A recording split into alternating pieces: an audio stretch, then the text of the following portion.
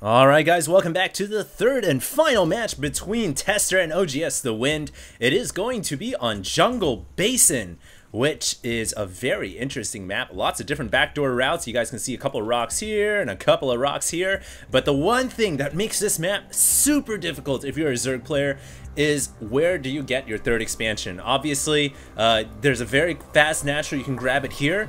But then when you think about it, if you try to grab a third here, too close for comfort. It's like too hot to your opponent's base and you really can't grab that safely early on. The other possibility, of course, is breaking down your backdoor rocks right here as a Zerg and then going for the hatchery over here. But then this also is very, very close to the center of the map. So a Zerg player will have a hard time grabbing a third expo on Jungle Basin. And we'll see, I'm interested to see at least how OgS.TheWind is going to cope with that. How is he going to play this out for this third place battle? Once again, this is for the G-Star All-Star Tournament. This is for third place. His opponent is going to be Tester, the Red Protoss. So far, the series is 1-1. First game was extremely exciting for me. It actually got my adrenaline levels extremely high. And then we went on to game number 2, where we saw the good old trusty 4-gate from Tester, and really not too much that OgS.TheWind could do about it. Unfortunately, he just wasn't prepared. And you guys might think, you know, these guys are pros. They're designed to defend against, you know, 4-gate, 3-gate, 3 racks, 6 pull, all those kinds of builds. You're designed, you know how to hold them off. But that's really the beauty of StarCraft. Even at the top level, you just never know. You never know when a build like a 4-gate can actually kill you. I know, speaking from personal experience, 4-gate still gets me a lot of the times. Maybe I shouldn't actually say that now. A lot of Protosses are going to see me online and they're going to just 4-gate me. But I take it back. I take it back. I never said that. But yes, 4-gate is a very, very difficult build for Zerg players to deal with.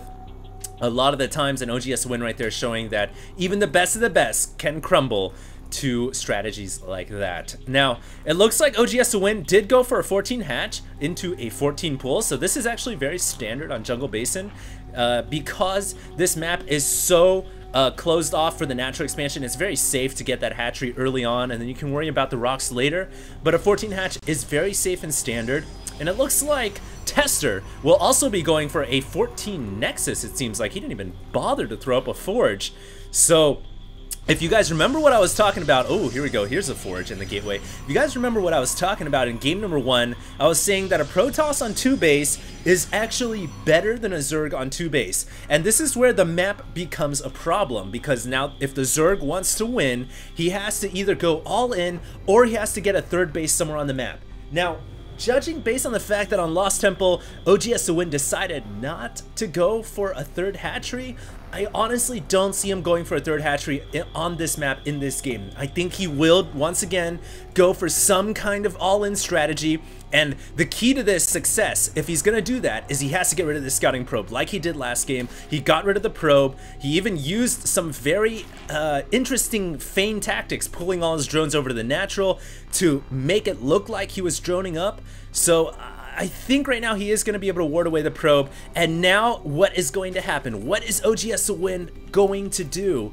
He's actually droning up for now. So it's not quite clear yet what he's going for. He is getting a lair. He has 2 gas.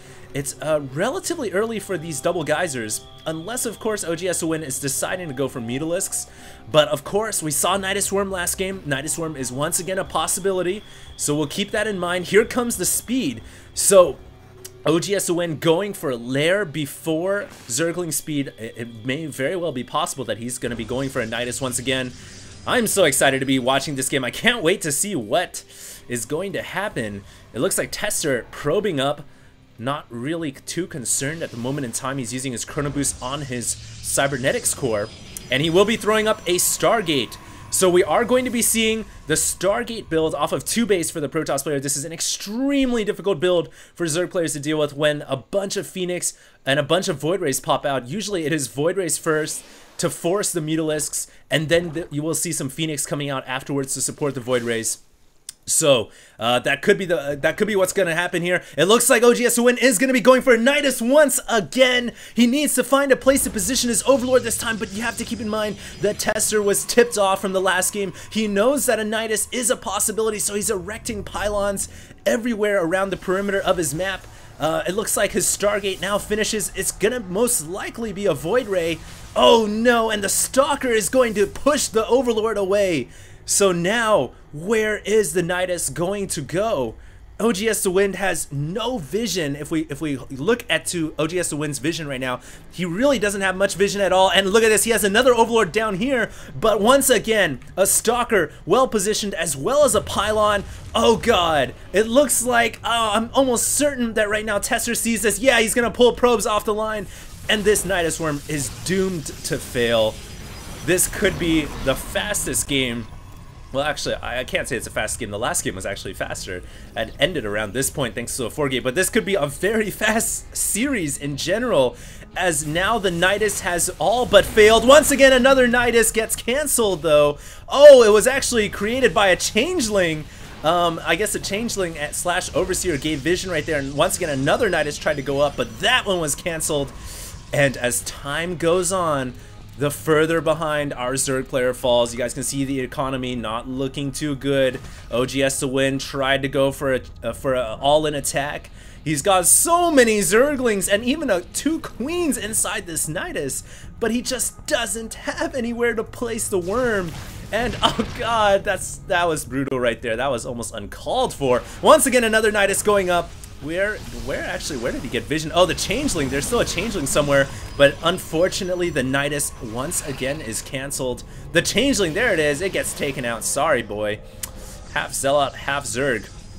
That was actually what Duran was making at the end of Brood War, but I digress. It looks like the Void Ray now comes into the base of OgS.TheWind. OgS.TheWind is so far behind in economy. He is so far behind right now. He's pulling his Zerglings out to the center of the map. He has ejected them from the Nidus.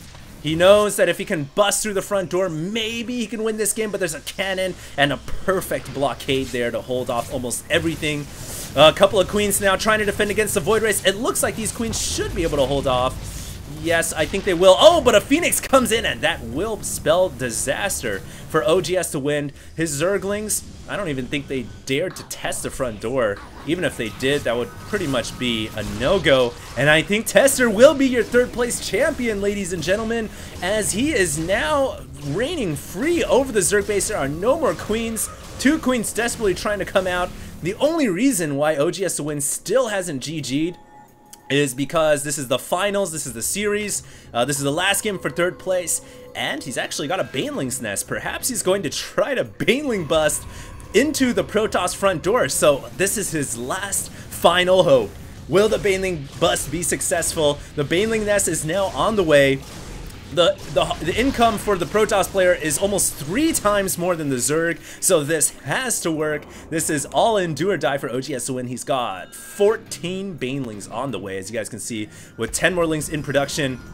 But there's already some Warp Gate units coming out, as it looks like Tester has transitioned from this mass air into ground. Here comes the Banelings, though. Is OgS.TheWind gonna have enough? He busts down the forge, but a force field closes off the rest. What a brilliant force field, and look at that, only 6 Zerglings allowed access. Those are the VIP Zerglings, but they are going to die very, very quickly. Tester here, he lives up to his name, living up to every single possible test that the Zerg player was able to throw out at him, and he was able to survive. Once again, another force field, double force field holding off the Zerg. And if we look back into the Zerg's base, into OgS.TheWind's base, his natural has gone down. The main is now under assault. I think everything here is about to fall, and it's just moments from GG here for the Zerg player. I honestly don't see any way how OgS.TheWind can win this game. He's now routed his Zerglings around the backside. I honestly feel like he should have done this before. Try to take advantage of these rocks, but unfortunately that is going to be GG. And OgS.TheWind will be your 4th place champion. And the 3rd place winner will be Tester for the G-Star All-Star Tournament. Next up will be, I did look this up, it will be Kyrix Zenith versus Foxter. So it'll be another good old Zerg versus Terran. And hopefully you guys stay tuned for that. Once again, that's the Grand Finals G-Star All-Star Tournament. Thank you so much, guys, for all the support you guys have given me.